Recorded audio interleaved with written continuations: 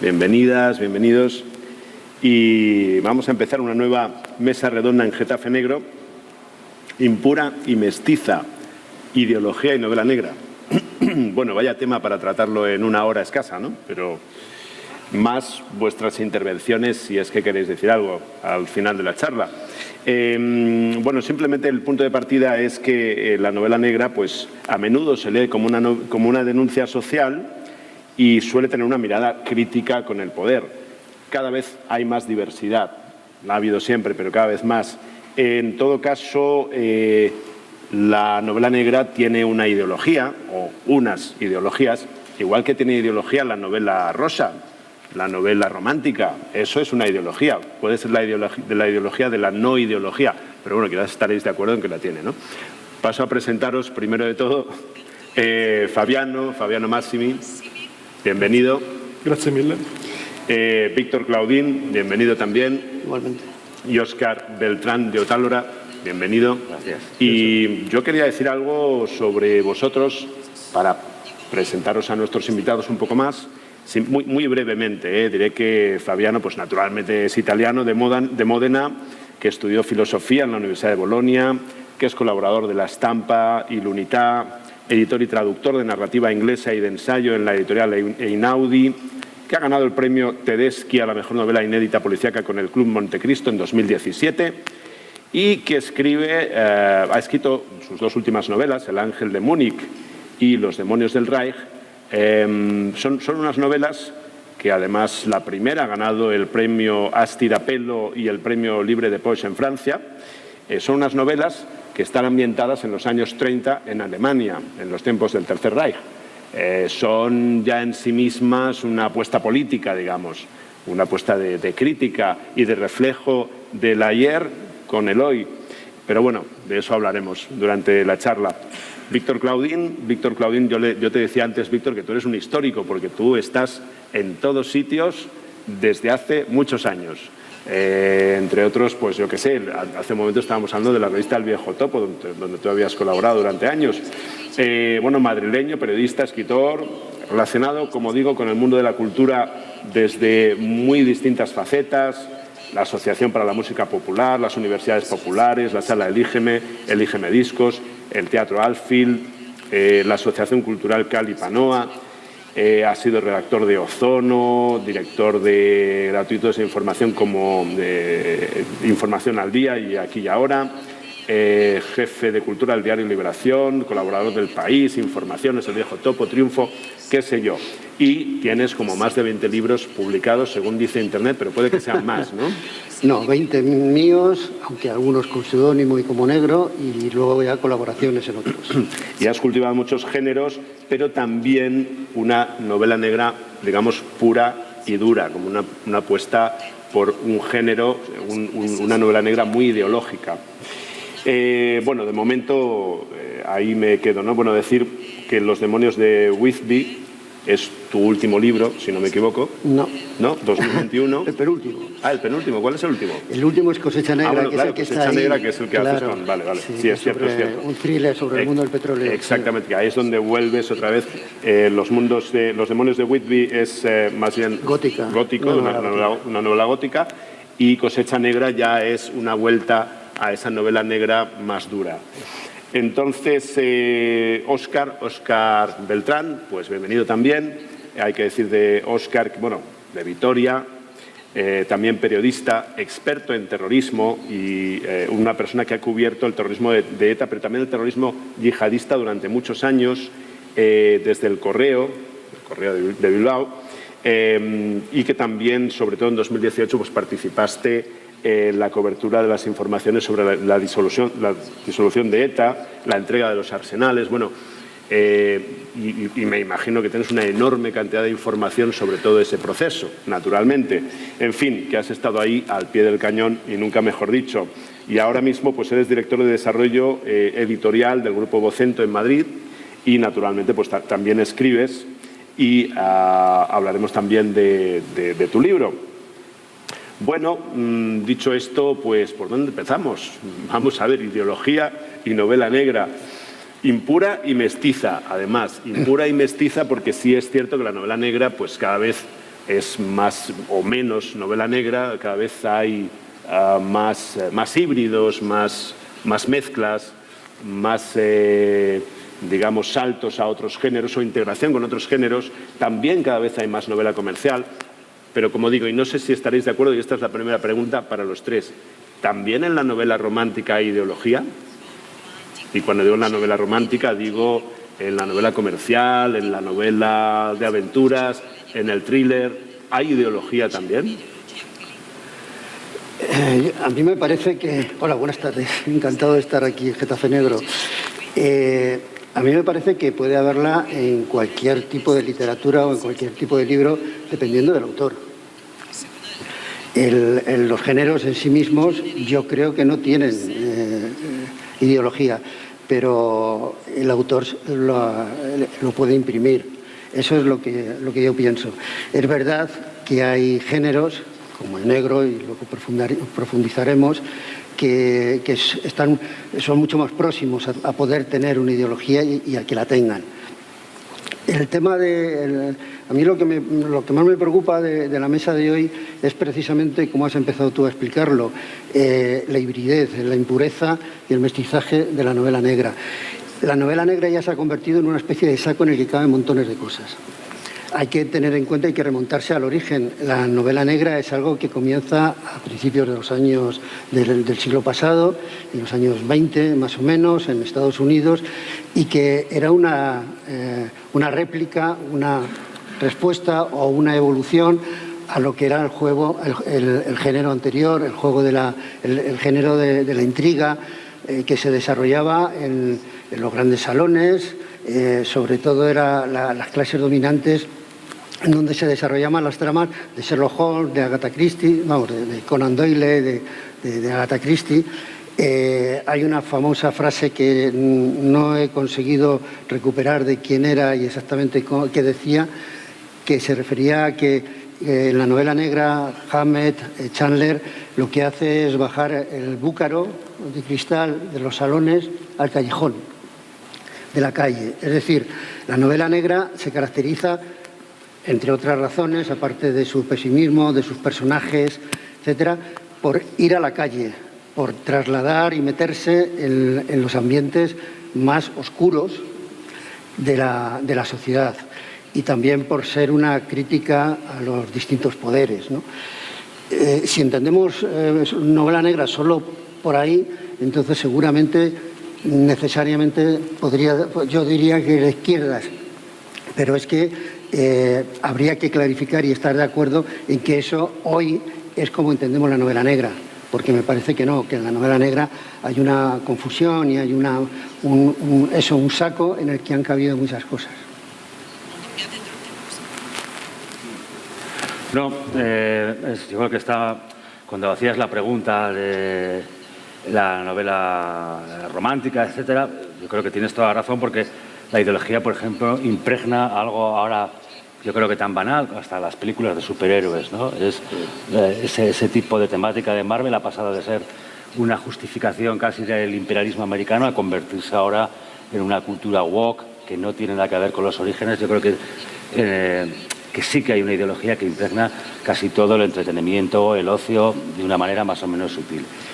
Y yo sí que creo que, entendiendo a Hammett y Chandler como los padres fundadores de esta novela negra, hay una carga ideológica, que no sé si es ideología o crítica social, bastante despiadada.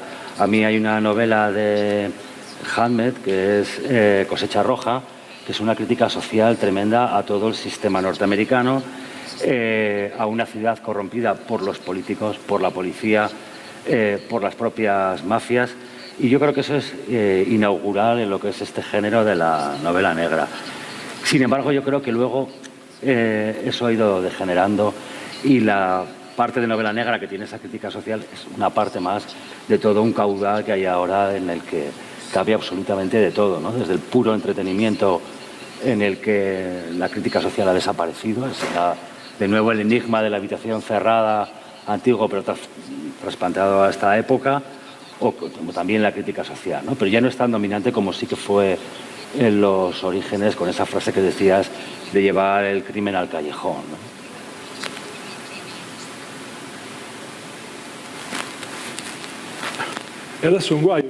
Y ahora es duro porque después de ellos debería decir algo inteligente y no estoy a la altura.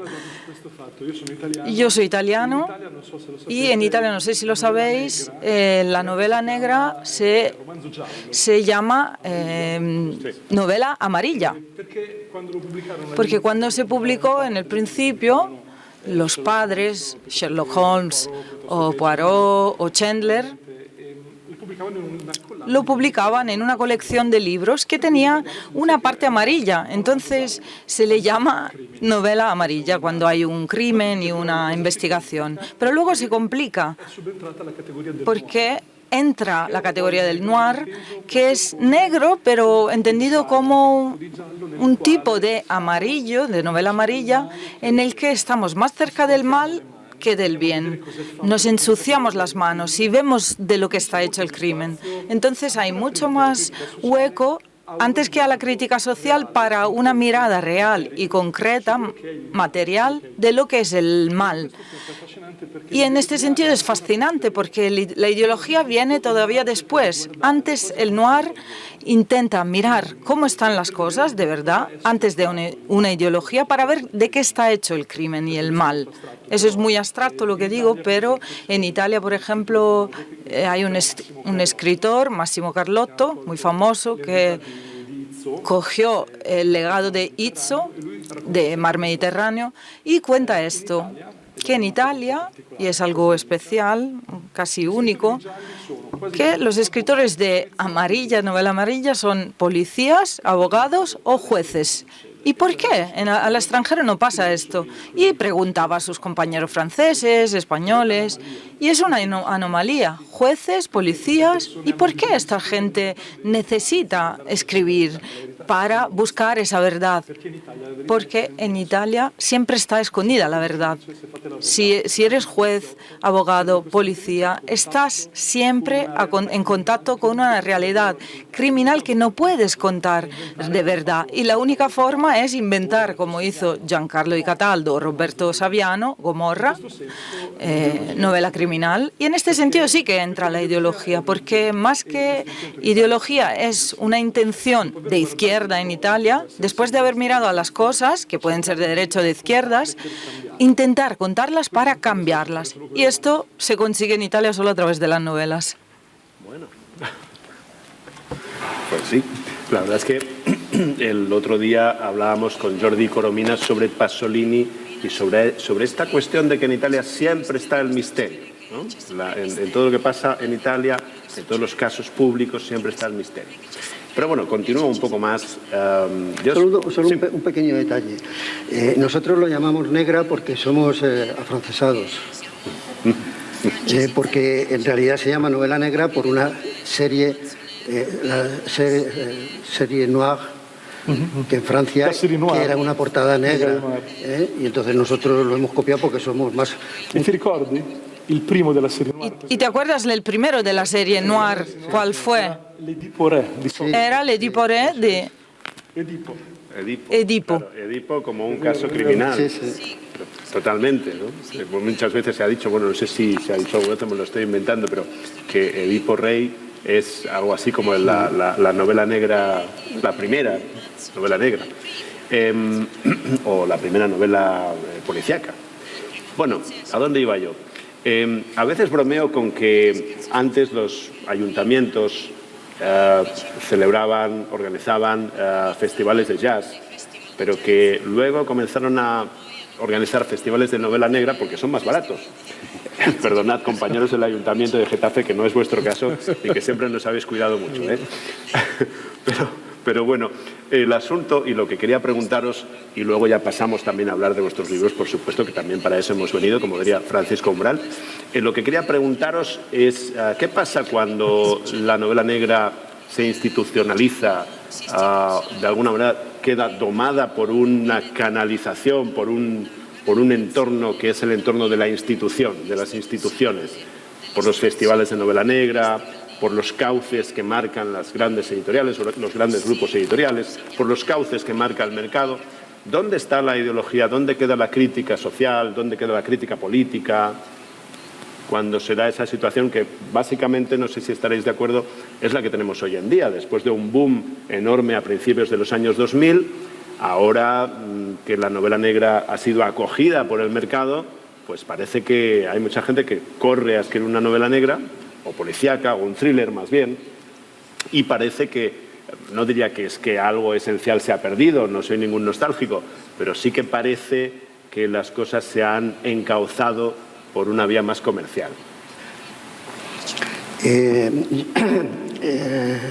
Tienes bastante razón. Y el problema no está tanto en las instituciones, efectivamente, como en la industria, como en el mercado. Es decir, es verdad que hay, digamos, cortapisas, que hay determinadas novelas y determinados autores que no llegan a ser conocidos por el público. Cuando uno se mueve por pequeños festivales de esos que tú dices, porque es verdad que casi cada ayuntamiento, por prestigio, tiene que crear uno de novela negra, uno empieza a conocer una pléyade tremenda de autores de los que no tenemos ni idea, ni siquiera los que escribimos novela negra, ¿no?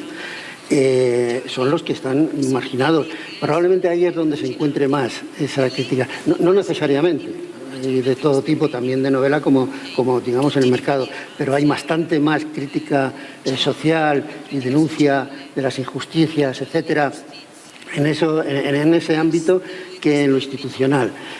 Sin embargo, en lo institucional también hay novelas y autores que van por esa línea, y están ahí. Lo que pasa es que están un poco camuflados porque es verdad que la tendencia mayoritaria es a publicar a autores y novelas suaves, digamos, más delicadas, que no sean problemáticas. Esa es mi opinión. Anche in Italia. También en Italia, sí. No sé, yo en parte sí que doy la razón, pero yo voy a hablar de una cosa que conozco más, que es el País Vasco, en el que yo creo que se produjo un cambio tremendo en la literatura, que es la publicación de Patria.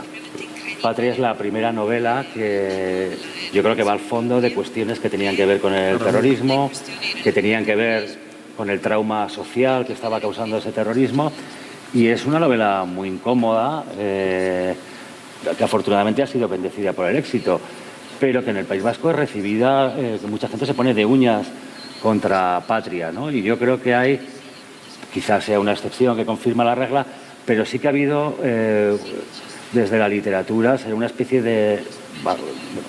hasta que se publica Patria, yo creo que eso no había sucedido. Había una literatura en el País Vasco bastante acomodada a la hora de no enfrentarse a lo que había supuesto el terrorismo de ETA y el daño que eso había causado en la sociedad.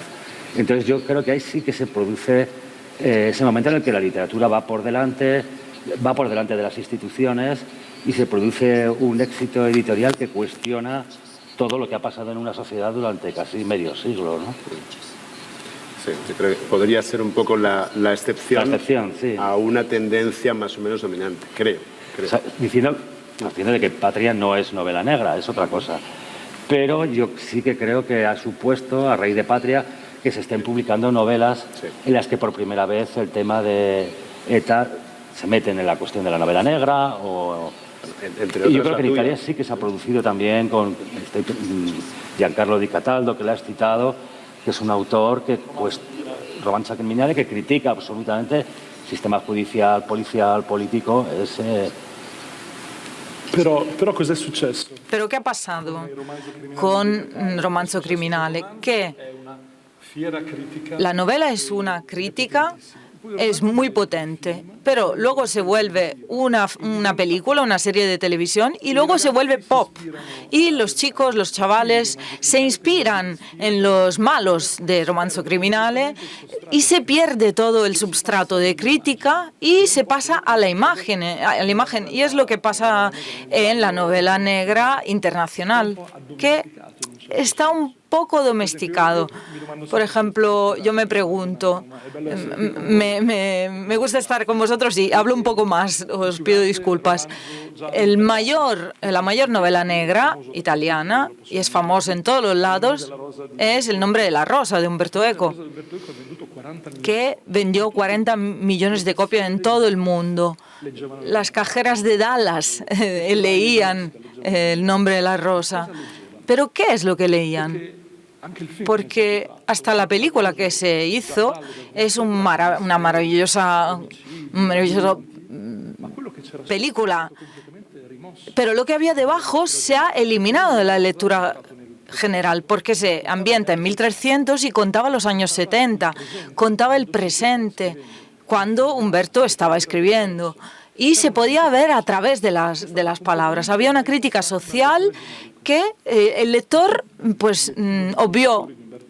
Y todos los imitadores de Umberto Eco que intentaron replicarlo, cogieron la parte superficial de la aventura, de los laberintos, de los monjes asesinados, incluso la serie de televisión.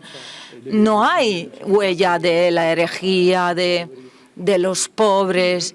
Entonces me pregunto, si no sea más que el mercado, el lector, no sé si estáis de acuerdo, ¿qué es el lector? Que quiere seguridad, que no quiere ser desestabilizado. Patria de Aramburu es espectacular porque sale de la lectura diferente, pero la mayoría de los lectores quiere leer algo por la noche que lo haga estar bien y que le deje contento de ser ellos mismos.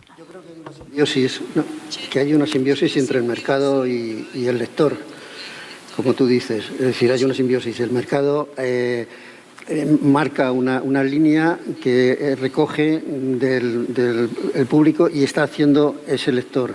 Es decir, allá hay una permanente simbiosis, ¿no? El caso es que el mercado está trabajando para ese lector según los gustos de ese lector que él también ha provocado, ¿no? Una cosa así. ¿Y cómo se fa a spezzarlo, però, questo ¿Y cómo se rompe este círculo? Escribiendo lo que uno considera, sin estar pendiente. Yo siempre pienso que el autor tiene que escribir en libertad moral, política, en todo tipo tiene que ser libre ante todo tipo, incluido el mercado. Es decir, tiene que ser libre para no escribir lo que le gustaría, lo que piensa que le gustaría a la gente, sino lo que le sale, lo que necesita contar, ¿no? Y yo creo que ahí es donde se podría cortar. Lo que pasa es que eso no se recoge tanto por la industria importante. Supongo que ayuda si uno tiene previamente un compromiso político y social de décadas, como es tu caso, y ahora sí aquí aprovecho para pedirte que nos hables un poco de Cosecha Negra y de este tema, bueno, con el petróleo de fondo y de esta inmersión en esta novela más puramente negra que tú te acabas de dar con tu compañero en este libro. Sí, ya venía... soy un autor que empecé a hacer fantasía. Hice una cosa... Mi primera novela fue El antro de la Buscontra, que como ya su título puede indicar, era una cosa fantástica. La Buscontra era una inmensa mujer que estaba en el antro de su propio nombre, en una ciudad cerrada dentro del desierto oceánico. Fuera de allí no había nada. Bueno, de ahí he ido derivando a la novela negra precisamente porque es el género que te permite describir la sociedad que tú vives, ¿no? Y contar las cosas que te importan de esa sociedad con un sentido crítico. De ahí que haya contado, también he rozado el tema de ETA a mi manera en una novela que se llamaba Vis a Vis. Hay otra que me importa explicar un detalle nada más, una novela mexicana que se llamaba Los demonios andan sueltos, que se desarrollaba en el México del año 94. Es un año muy importante para México porque es cuando se inicia con el movimiento zapatista, seguramente la última revolución romántica que ha habido. Ese año se firma el acuerdo del Tratado Económico entre Canadá, Estados Unidos y México, lo cual liga definitivamente México a Estados Unidos, y se producen las primeras elecciones, después de 2 elecciones anteriores, con un fraude absolutamente descarado, reconocido incluso por quien ha hecho el fraude. se organizan las primeras elecciones limpias, reconocidas por todos los observadores nacionales e internacionales. Lo que yo cuento en la novela me lo contó... Las primeras elecciones limpias en el 94 en el 94 en México. Bueno, tenía entendido que más bien las primeras más o menos limpias fueron en el 2000, pero bueno, no estoy seguro. En el 94 ya no se produjo el fraude generalizado y evidente que se produjo en las dos anteriores. En el 94 no hubo fraude según todos los observadores. Entonces, sí hubo un observador que es con el que yo saqué toda la información, que me contó que pudo haber habido un fraude, pero un fraude especial, único, que de haberse producido sería para preocuparnos y para inquietarnos, porque fue un fraude químico. Bueno, ahí lo dejo, ya está. Porque el que quiera saber más, que busque la novela, que está ya difícil de encontrar. Come va a finire? Come va a finire? ¿Cómo acaba? ¿Cómo acaba? Ganando quien ¿Quién tenía fue? que ganar. Entonces ha habido otro tipo de novelas y Cosecha Negra surge de un guión. Yo había estado trabajando haciendo guiones también para televisión con un compañero, con Óscar Plasencia, y él tenía un guión, estaba tratando de llevarlo al cine y me dijo, léetelo y a ver si te parece bien llevarlo a convertirlo en una novela.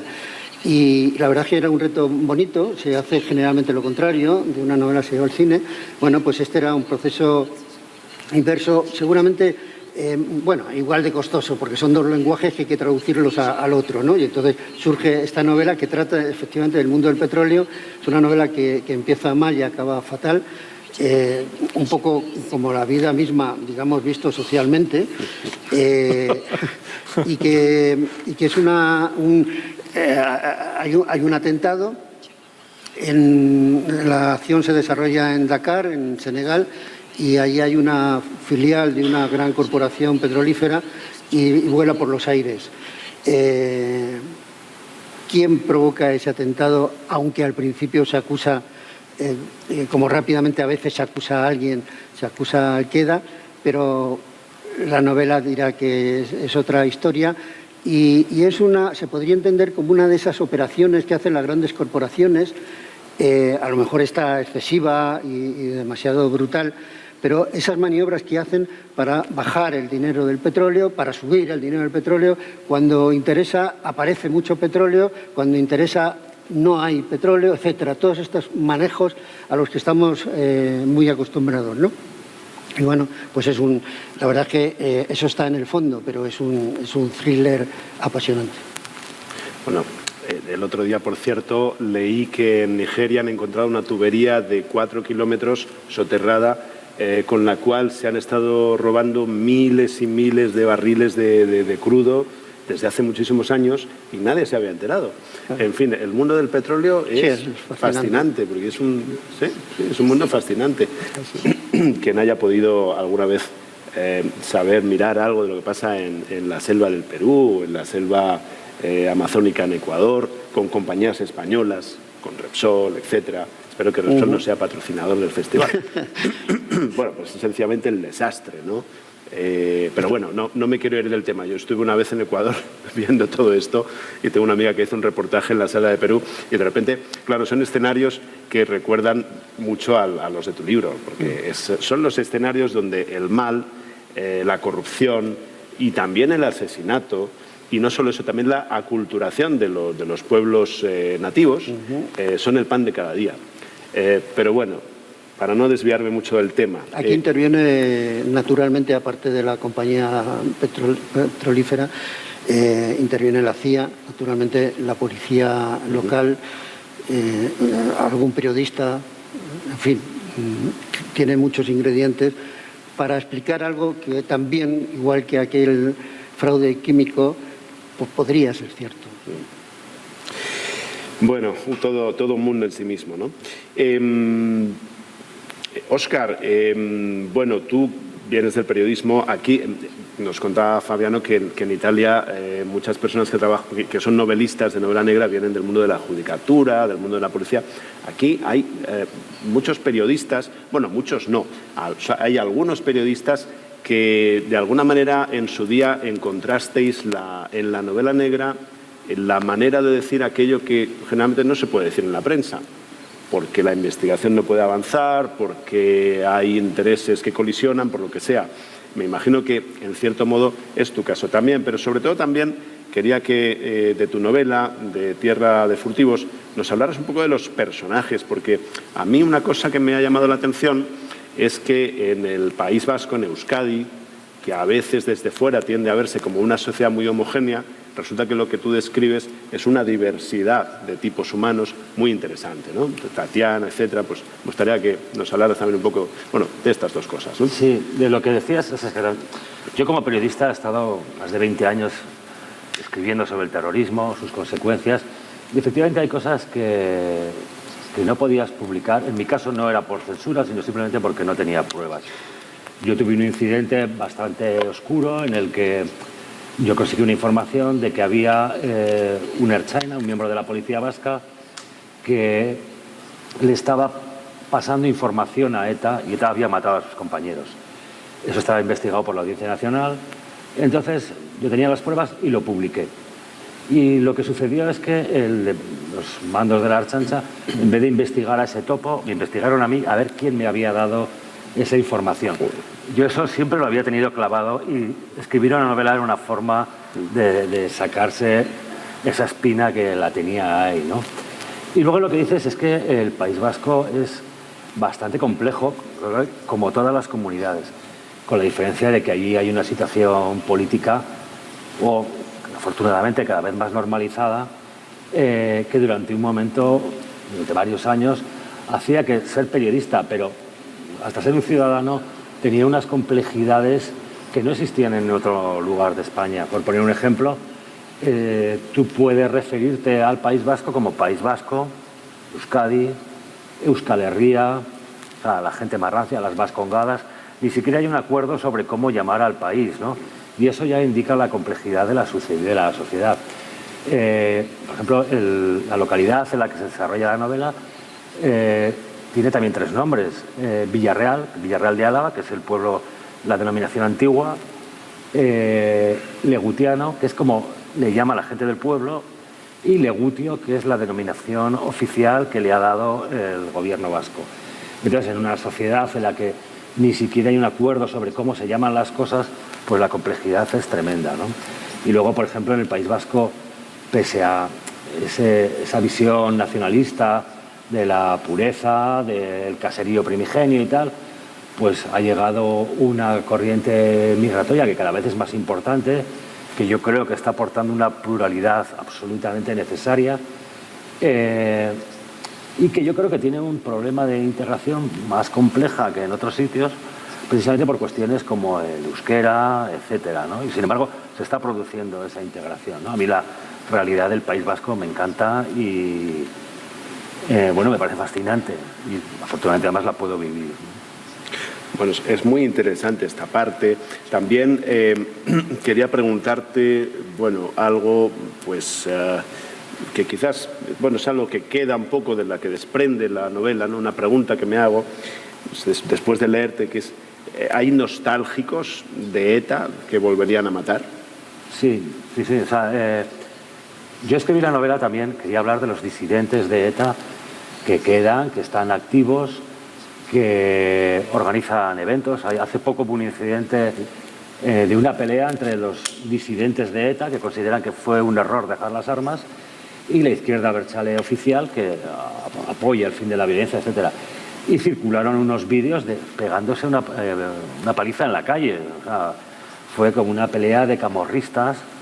Y entonces sí que queda ahí un sector que afortunadamente es minoritario, sin ningún tipo de capacidad de incidencia política, pero bueno, que de vez en cuando hacen ruido y la posibilidad de que vuelvan a las armas en estos momentos está descartada. Pero que, para dar una idea en el magma que creó allí, en la cultura de la violencia, el primero que se convierte en un disidente es un navarro del Baztán, que él estaba ya haciendo algunos movimientos, hablando de que había sido un error abandonar las armas, etcétera. Y entonces ETA se entera y le llama, le dice, oye, ETA que está en el País Vasco francés, tienes que ir a una reunión. Él va a esa reunión. Todo esto es cierto, que es a mí lo que me sigue pareciendo increíble hasta cuando lo cuento. A él le llaman, tiene que ir a esa reunión y no sabe qué va a pasar en esa reunión. Si le van a ajustar las cuentas o solo va a ser un correctivo. Entonces él es profesor en un instituto del Baztán y deja una nota para despedirse de sus alumnos. Y la escribe en euskera, por un lado, y en el otro lado la escribe en élfico, en el élfico de Tolkien.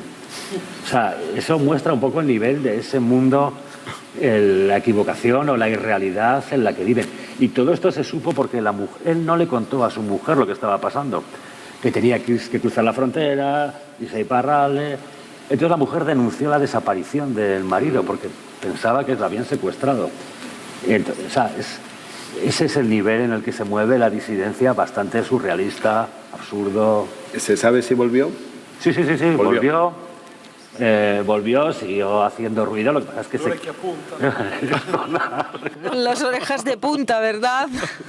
Se había convertido en un elfo. En un elfo. È una storia di successo. Sí, a veces pasa. Bueno, ya iba, empezó el viaje como un elfo, yo creo. Bueno, es que esto es el principio de una novela. Sí, pero es que es realidad. O sea, esa historia, esa frase clásica, ¿no? La realidad siempre supera la ficción. Yo, en la que me he topado en el País Vasco con muchas historias, dices, esto no puede suceder, pero sucedía. O sea, yo creo que las sociedades muy crispadas y tal, la realidad siempre es mucho más dura que lo que nos podamos imaginar. Jo, qué maja es la gente de Euskadi, pero a veces oigo estas cosas y me digo, qué fácil es ser catalán. Es que yo soy catalán. Bueno, no sé si tan fácil, pero bueno, en fin. Bueno, una novela muy bien escrita, por cierto, la de Óscar, se nota que ahí hay mano de periodista, igual que Víctor, ¿no? De muchos años, ¿no? Como que hay una capacidad para escribir, un pulso narrativo importante, ¿no? Entonces, y bueno, con un tema complicado también, que es ese trasfondo de la nostalgia de ETA, entre otras cosas. Fabiano, hablemos también de... Una domanda. Una pregunta. Quando tu hai scritto un romanzo, no? Tú escribiste una novela. Ti capita che ti dicano... ¿Te pasa que te digan, leyendo la novela, no, esto te lo has inventado, es demasiado extraño, y en cambio es cierto? ¿Te pasa esto? Hay cosas que cuento en la novela que son reales y que hay gente que le tengo que prometer que eso es real, o sea, que eso ha pasado. Esta misma historia que acabo de contar del elfo es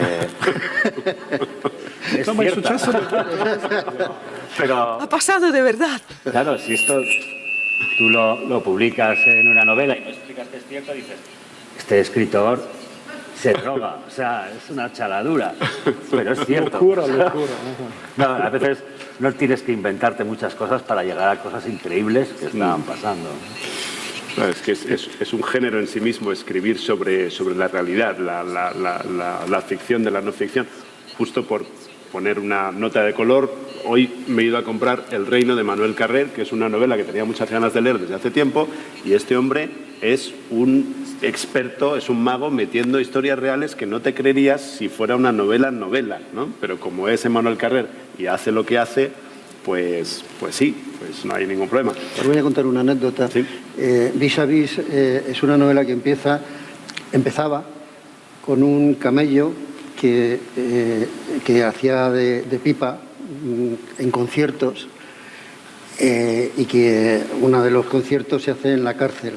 Entonces se enamora de una presa etarra en la cárcel. Y luego ya va la historia, ¿no? Y yo conté ese principio. Aquella novela se la pasé a un famoso director y el director me dijo, joder, la verdad es que me ha gustado mucho, pero al principio no hay quien se lo crea. Yo le dije, es lo único real que hay. Porque era cierto. Y me di cuenta, entonces lo que hago es que se enamoran 3 días antes que ella entre en la cárcel. Entonces, eso ya era más creíble, pero eso era ficción. La verdad es increíble.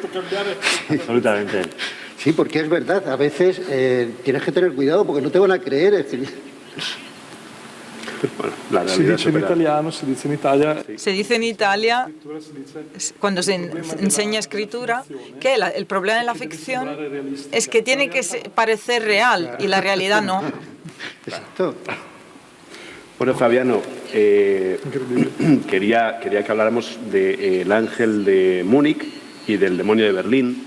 Son dos novelas. Bueno, la primera está ambientada, la primera va sobre la sobrina, bueno, entre otras cosas, cuenta la historia de la sobrina de Hitler, que además fue pues alguien muy importante para Hitler, tuvieron una relación sentimental, por lo que parece, y luego esta muchacha murió en extrañas circunstancias. Igual tú nos podrás contar algo más, pero sobre todo el hecho de que tus dos últimas novelas, El ángel de Múnich y El demonio de Berlín, en la que hablas del incendio del Reichstag, estén situadas en la Alemania nazi, o bueno, en los años 20, en los años 30, ya es, como decía antes, una apuesta política en sí misma. Bueno, me gustaría que nos hablaras un poco en general de ambas novelas y de esta apuesta política. Sé que es un poco amplia la pregunta, pero bueno. ma dopo io non ho niente da fare. Yo luego no tengo nada que hacer. ¿Vosotros tenéis algo que hacer? Estamos hasta las 1000. Estar en esta mesa redonda es muy interesante para mí porque la idea de hablar de novela e ideología, en mi novela la ideología es el trasfondo, porque en mis dos novelas se habla de nazismo, pero del nazismo en su época. Son thrillers históricos que son lejanos, no como vuestras historias que están en el presente. Y la ideología se distribuye en todo el trasfondo, porque mis protagonistas son policías que también tienen un pasado a veces oscuro. A lo mejor han conocido el nazismo de cerca y tienen que tratar no con el nazismo que nosotros conocemos, porque nosotros lo conocemos porque ya pasó, pero si estaríamos en el nazismo ahora mismo no entenderíamos lo que es, porque la ideología es algo sutil y en el presente siempre estamos distraídos, nosotros tenemos muchas cosas en las que pensar, no sabemos en quién creer, entonces contar una novela histórica en el pasado es una manera para poner la ideología en primer plano, porque es todo la ideología, la forma en que la gente habla, bromea, y en las que los policías investigan. En El ángel de Múnich es un thriller histórico que cuenta una historia real utilizando las fuentes de la época, muchísimos libros, documentos, fotografías, una historia que yo no había nunca oído. Y en 1931, en septiembre, la policía, llaman a la policía en un apartamento de lujo, en un barrio prestigioso, porque se halla muerta una chica en una habitación cerrada desde el interior. Tiene una pistola al lado y muere por un golpe en el corazón. Parece un suicidio de una chica que es la sobrina de Hitler, un Hitler que todavía no es el Hitler más potente de Alemania, pero está a punto de serlo, y su nieta vive en su casa, la pistola es la pistola de Hitler, y esta investigación dura 8 horas. 8 horas, la cierran en el mismo día. ¿Por qué? Ideología. No se puede investigar como se haría normalmente en un momento político de este calado. Y uno de los dos policías empieza a dudar, este policía que tuvo amistades entre los nazis, intereses nazis, entonces empieza a investigar. Y mientras investiga sobre Geli Raubal, que es ella, es su nombre real, termina investigando sobre la Alemania de esos años y sobre sí mismo. Y yo lo escribí porque me interesaba contar de esta chica, pero mientras escribía me di cuenta de que estaba contando un mundo de hace 90 años que se parece al nuestro. Lo que pasa en 1931, 32, 3, lo que lleva al nazismo en la Segunda Guerra Mundial, está pasando ahora mismo, igual, un poco cambiado, pero igual. Pero entonces me di cuenta que la ideología en un tiempo muy lejano se parecía muchísimo a la ideología contemporánea.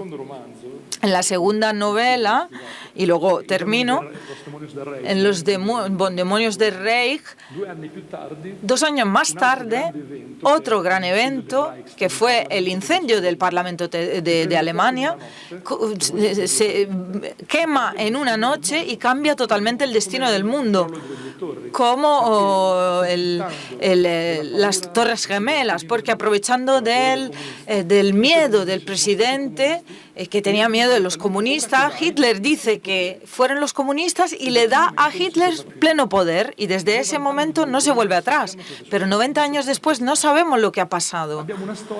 Tenemos una historia ideológica que nos contaron y uno piensa, bueno, pues investiguemos. Y yo lo hice. Los personajes descubren la verdad basándose en los hechos y uno dice, bueno, algo así no podría pasar otra vez.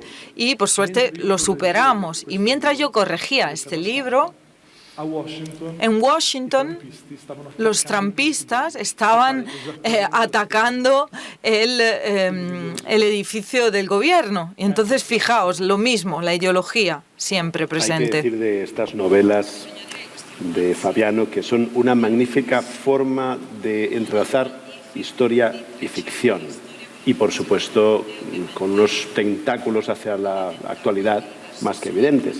Yo creo que vamos a ir cerrando y igual vamos a escucharos si alguien quiere decir algo también, pero quisiera acabar simplemente haciendo mención a un libro que es El mundo de ayer, de Stefan Zweig, porque me parece que tiene mucho que ver con tus novelas, Fabiano, pero en general también con las historias que muchas personas del género negro cuentan, ¿no? Ese género que en el trasfondo, sobre todo, lo que es, digamos, es una utopía, una reivindicación de la utopía. Yo digo que la novela negra reivindica la utopía desde una postura crítica, y la utopía es una sociedad mejor, una sociedad más justa, una sociedad más igualitaria, con oportunidades para todos, con justicia social, con derechos, con libertades, etc. Entonces, bueno, me gustaría acabar por ahí, por Stefan Zweig, si queréis. No sé qué pediros, qué comentar sobre Stefan Zweig, pero me parece que venía a cuento. ¿Alguien conoce este libro, El mundo de ayer? Por cierto, es un libro, bueno, claro, vosotras que jugáis con ventaja, pero es un libro en el que este hombre, pues uno de los grandes narradores de la primera mitad del siglo XX, se despide del mundo de antes de la Primera Guerra Mundial. Bueno, y quizás un poco también de ese mundo de entreguerras. Es una novela escrita en plena Segunda Guerra Mundial. Poco después se suicida en Brasil ante el avance nazi, pensando que ya no hay vuelta atrás, que el mundo tal como él lo conoció está acabado. Y cuenta un mundo, sobre todo un mundo intelectual, que era muy rico, muy diverso, muy apasionante. Y él lo añora, lo ha perdido todo, está en el exilio, y lo cuenta de una forma muy hermosa. Lástima que no tuvo un poco más de paciencia para ver que luego el curso de la guerra cambiaba. Pero bueno. El Reich milenario. El Reich milenario, Hitler decía que duraría 1000 años y en cambio duró 12 años. ¿Por qué Zweig no esperó un poco más? Y lo otro que hay que decir, un libro maravilloso que usé muchísimo para reconstruir la mentalidad de esos años, en que se pensaba que lo mejor estaba atrás. Y algo interesante es que luego vinieron tantas cosas más y mejores, porque ahora vivimos unos tiempos muy oscuros, que son desesperantes. Los chicos de 20, 25 años están convencidos que nacieron tarde, porque lo mejor está atrás.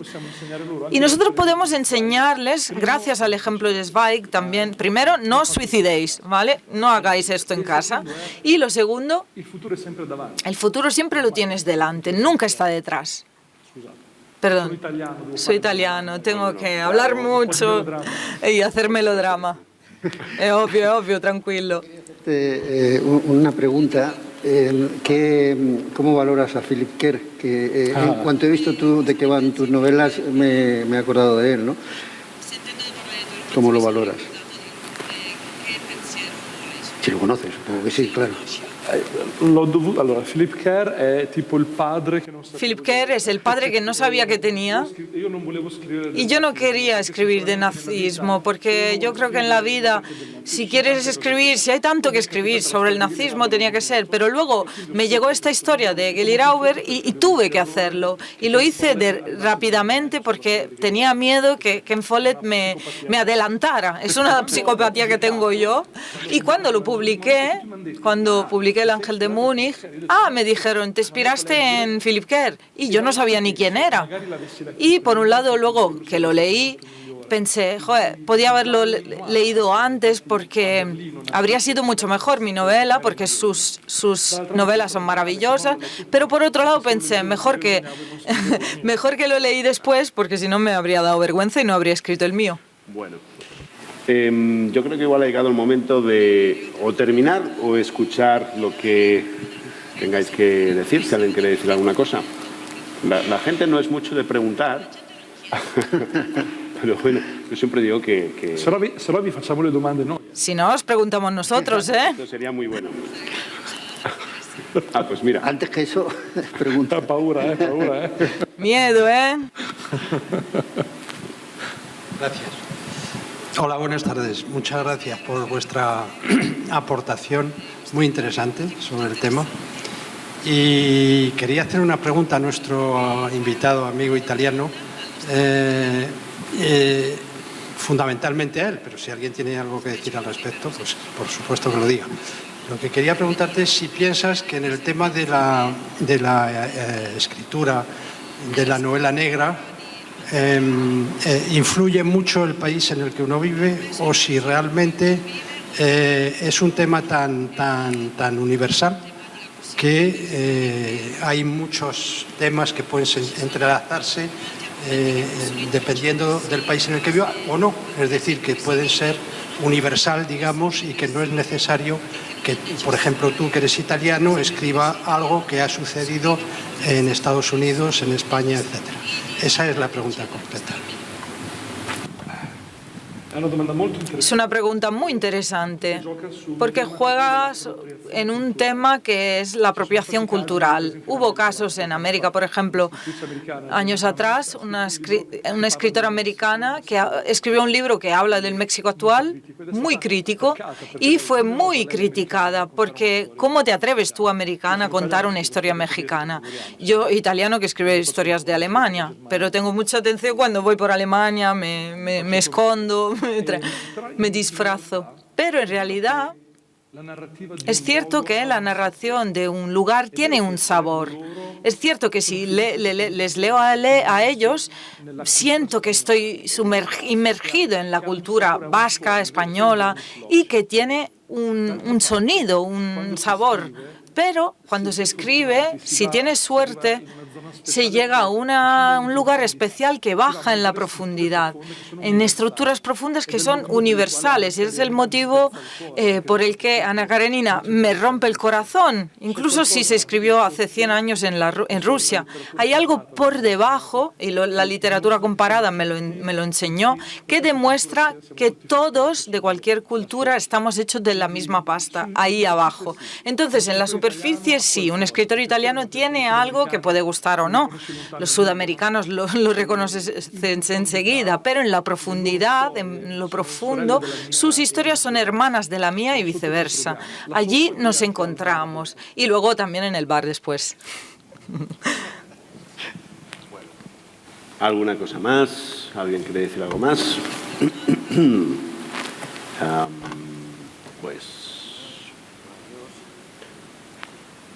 Pues entonces lo vamos a dejar aquí. Bueno, simplemente daros las gracias porque ha sido una charla muy interesante, una conversación muy interesante realmente, una de las que yo personalmente he disfrutado más. Y bueno, Óscar, Fabiano, Víctor, gracias por haber venido. Muchísimas gracias por vuestros libros. Gracias a voi.